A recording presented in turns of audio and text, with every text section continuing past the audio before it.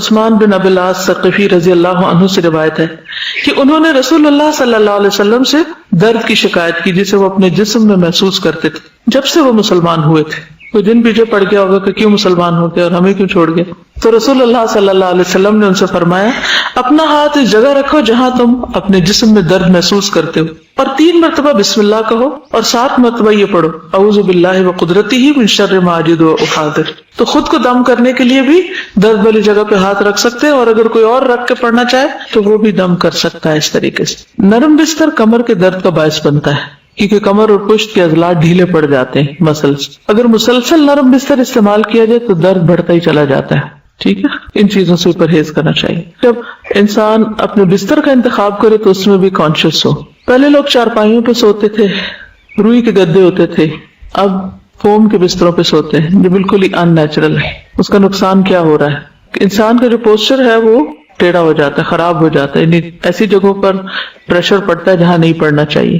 نبی صلی اللہ علیہ وسلم آرام کے لیے چمڑے کا بستر استعمال کر جس میں کھجور کی چھال بھری ہوتی, کتنا نیچرل.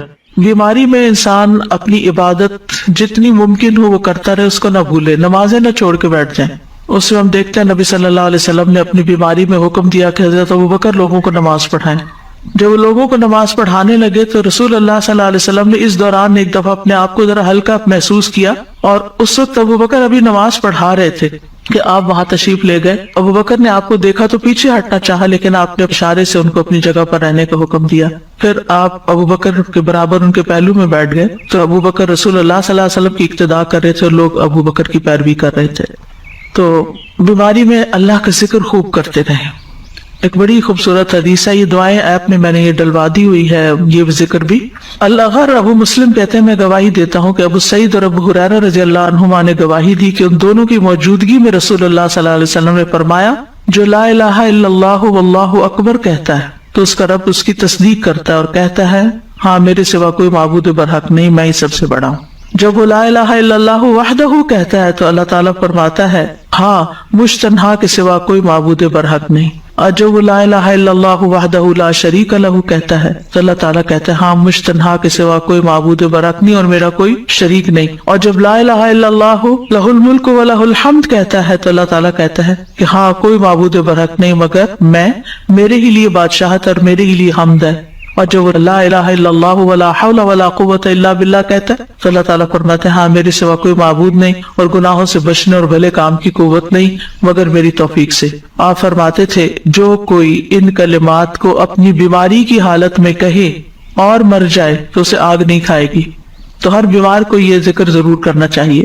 رسول اللہ صلی اللہ علیہ وسلم نے فرمایا جس نے یہ 5 کلمات کسی دن یا رات یا کسی مہینے میں پڑھے پھر اس میں وہ فوت ہو گیا تو اس کے گناہ معاف کر دیے جائیں گے. اور وہ کیا ہے لا الہ الا اللہ واللہ اکبر, لا الہ الا اللہ وحدہ لا الہ الا اللہ ولا شریک لہ, لا الہ الا اللہ لہ الملک و لہ الحمد, لا الہ الا اللہ ولا حول ولا قوت الا باللہ. پھر استغفار کرنا, انسان اپنی بیماری پہ توبہ استغفار کرتا رہے, درود شریف پڑھتا رہے کیونکہ اس سے رحمتیں آتی ہیں تو انشاءاللہ اللہ تعالیٰ اس کی مدد کرے گا. پھر یہ کہ بیماری کا علاج ضرور کروائے, یعنی مایوس ہو کے چھوڑ نہ دے کہ یہ لا علاج بیماری ہے تو فائدہ نہیں, یعنی جس طرح کا بھی ممکن ہو علاج کروائے. کیونکہ نبی صلی اللہ علیہ وسلم نے فرمایا اے اللہ کے بندو علاج کیا کرو, کیونکہ اللہ تعالیٰ نے جو بیماری بھی اتاری ہے اس کے ساتھ اس کی شفا بھی نازل کی ہے سوائے موت اور بڑھاپے کے, یعنی کوئی بیماری بھی لا علاج نہیں. آپ فرما رہی ہیں نا کہ علاج کرنا ضروری ہے, مگر کبھی کبھی کچھ ایسا حالات ہو جاتے ہیں کہ انسان کی اتنی اولڈ ایج ہوتی ہے اور اس کا علاج جو ہوتا ہے وہ اتنا ڈیفیکلٹ ہوتا ہے تو کوئی نہیں کروانا چاہتا, تو اس دیٹ اوکے. اگر کسی علاج کے نتیجے میں زیادہ بڑی تکلیف کا امکان ہے تو پھر وہ علاج نہ کرایا جائے, کوئی آلٹرنیٹ تھراپی دیکھی جائے. جیسے کینسر ہو جاتا ہے کافی بڑی جی, تو اس کا صرف ایک سرجری ہی علاج نہیں ہوتا, کچھ اور چیزیں بھی. جی وہ کیمو سے بھی منع کر دیتے ہیں, کوئی حرج سرجری سے بھی منع کر دیتے ہیں. جی کوئی حرج نہیں. اس میں پھر یہ کہ آلٹرنیٹ تھراپیز ہوتی ہیں جو پین کو یا تکلیف کو کم کرے, یعنی کوئی نہ کوئی ہیلا چارہ, کوئی فزیکل تھراپی, کوئی اور چیز جو کسی طرح ایز کرے بیمار کو. بیسیکلی دے گیو سم سیڈیٹیوز اور تھنگز لائک دیٹ, ٹھیک ہے, کہ اس کو پین ریلیف. ہاں, اور اس کے ساتھ انسان دعا کرے, ذکر اذکار جب تک اللہ نے زندگی رکھی. جیسے سیڈیٹیوز سے بھی تو پھر ایک علاج ہی ہے نا ایک طرح سے. جی جی, وہ پین کلرز دیتے ہیں بیسیکلی. جی, وہ کہتے ہیں کہ جتنا جتنا چھیڑیں گے اتنی زیادہ تکلیف. بالکل. تو اللہ تعالیٰ نے کوئی بیماری ایسی نہیں پیدا کی کہ جس کا علاج پیدا نہ کیا ہو. علاج کرنا چاہیے، علاج کرتے رہنا چاہیے. اور بڑھاپے کا علاج نہیں ہے یہ. دیکھیں نا، آپ کہہ رہے ہیں کہ اتنے بڑھاپے میں جا کے اگر ایسی کوئی بیماری ہو جاتی تو پھر اس کا واقعی علاج نہیں ہوتا اور صرف اس کی تکلیف کو ہی کم کرنے کی طرف توجہ ہوتی ہے. یہ تو نبی صلی اللہ علیہ وسلم نے خود بھی فرما دیا. اور یہ بھی یاد رکھنا چاہیے کہ دوا سے شفا اللہ کے اذن سے ہی ہوتی ہے، انسان کے ہاتھ میں نہیں. دوا کے اندر کچھ نہیں ہے، دوا اللہ کے اذن سے ہی شفا دیتی. ایک بندے کو وہی فائدہ دیتی چیز، دوسرے کے اوپر اثر ہی نہیں کرتی. اور پھر یہ کہ صرف میڈیسن ہی نہیں بلکہ اللہ کے کلام سے بھی شفا حاصل کرنی چاہیے. اگر کوئی ایسا بیمار ہے جو سرجری نہیں کروا سکتا، کیمو نہیں لے سکتا، لیکن اس کے اوپر دم وغیرہ مسلسل کیا جا سکتا ہے، تو یہ بھی ایک علاج کا ذریعہ ہے، کیونکہ اللہ کے کلام میں شفا ہے. قل هو للذین آمنوا ھدی وشفاء. نہ صرف یہ کہ جسمانی بیماریوں کا بلکہ روحانی بیماریوں کا. شفاء لما فی الصدور. پھر سنت سے علاج. انبیاء کو قلبی اور روحانی ادویات دی گئی جو فائدہ دیتی ہے. بعض بیماریاں ایسی ہیں کہ جو ڈاکٹروں کی پہنچ سے باہر ہوتی ہیں، ان کو پتہ ہی نہیں ہوتا کہ بیماری کیا ہے اور اس کا علاج بھی نہیں کر سکتے، وہ جانتے نہیں ہوتے. تو ایسی صورت میں خاص طور پر جو وحی کے ذریعے ہمیں ملا ہے اس کے ذریعے علاج کرنا فائدہ دیتا ہے، اور وہ بھی کروانا چاہیے، یعنی روحانی علاج جس کو کہتے ہیں. کیونکہ اللہ کے سوا کوئی نہیں جانتا کہ اس بیماری کا کاز کیا ہے. تو ڈاکٹرز کو جب تک کاز سمجھ نہیں آتی تو وہ علاج کیسے کریں؟ وہ اپنی عقل سے اس تکلیف کو دور کرنے کے لیے کچھ نہ کچھ دیتے رہتے ہیں، لیکن بعضوں کو صرف وقتی آرام آتا ہے اور پھر تکلیف بڑھ جاتی ہے، یا آرام آتا بھی نہیں ہے. ابھی آج ہی کسی نے مجھے ذکر کیا کہ انہوں نے شوگر کی دوا دی اور وہ دوا ایسی تھی کہ اس سے کڈنی جو ہے وہ متاثر ہو گئی، تو اس کو بھی کوئی خاص آرام نہیں آیا اور ساتھ ایک اور آرگن جو ہے وہ بھی ڈیمیج ہو گیا. تو یہ صورت بھی بعض اوقات ہوتی ہے.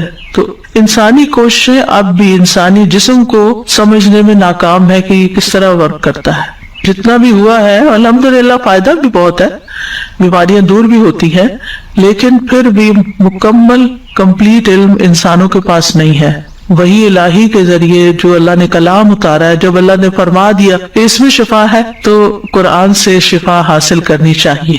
کل مجھ سے کسی نے اپنا تجربہ شیئر کیا، 65+ ہیں وہ بھی ماشاءاللہ. تو وہ کہنے لگی کہ میں کسی دوا پر نہیں ہوں، مجھے کسی قسم کی دوا کی ضرورت نہیں ہوتی، نہ کوئی وٹامن نہ کچھ. میں نے کہا کیا راز ہے؟ کہتی کہ میں روزانہ کا جو قرآن پڑھتی ہوں ساتھ ہی پانی رکھ لیتی ہوں، اس پہ دم کرتی ہوں اور وہ روز پی لیتی ہوں، میری ساری چیزیں اسی سے ٹھیک ہوتی. سبحان اللہ. یقین کی بات ہے نا، یقین کی بات ہے. ورنہ آپ دیکھیں کہ جو عمر بڑھتی جاتی ہے دوائیوں کی تعداد بڑھتی جاتی ہے، ڈوز بڑھتی جاتی ہے، کیونکہ یہ یقین ہے کہ قرآن شفا ہے. اللہ تعالیٰ نے فرما دیا ہے کہ وَنُنَزِّلُ مِنَ الْقُرْآنِ مَا هُوَ شِفَاءٌ وَرَحْمَةٌ. شفا بھی ہے، رحمت بھی ہے.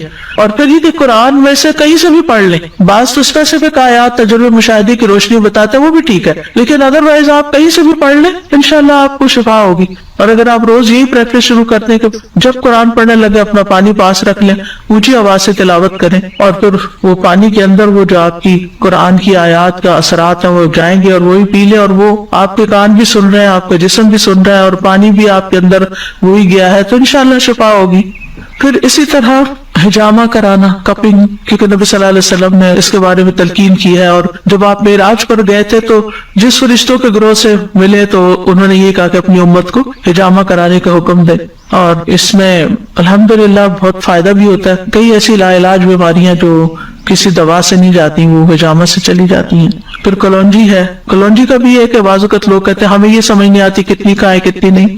آپ بس 1 پنچ روز اگر پانی کے ساتھ لے لیں اور اس نیت کے ساتھ کہ اللہ نے اس میں موت کے سوا ہر بیماری کی شفا رکھی ہے تو اللہ تعالیٰ آپ کو شفا دے گا. ہم نہ تو ڈاکٹر ہیں اور نہ ہی ہم جانتے ہیں کہ کیا چیز کتنی کیا، لیکن چھوٹی سے چھوٹی مقدار سے برکت ہو جائے گی، فائدہ ہو جائے گا، کیونکہ شفا تو اللہ نے ڈالی ہے نا. اور ہماری پپی کہا کرتے تھے اللہ تعالیٰ شفا دے تو راکھ کی پڑیا سے بھی ہو جاتی ہے، یعنی اگر کچھ بھی نہیں ڈلا ہوا راکھ ہی رہا ہے تو وہ بھی کھا لیتے انسان ٹھیک ہو جاتا ہے. پھر اسی طرح شہد، اللہ تعالیٰ نے قرآن میں فرمایا ہے کہ فیہ شفاء للناس. اللہ تعالیٰ کی بات تو غلط نہیں ہو سکتی نا. اگر اللہ نے فرمایا کہ فیہ شفاء للناس تو یقین رکھیں کہ فیہ شفاء للناس، اس میں شفا ہے لوگوں کے لیے. بس یہ ہے کہ پھر شہد خالص ہونا چاہیے، ورنہ یہ کہ ہم شہد کو بلیم کرتے رہتے ہیں اور پھر حدیثوں کو ڈاؤٹ کرتے رہتے ہیں. من جد وجد، اس کا مطلب جو کوشش کرتا ہے پا لیتا ہے.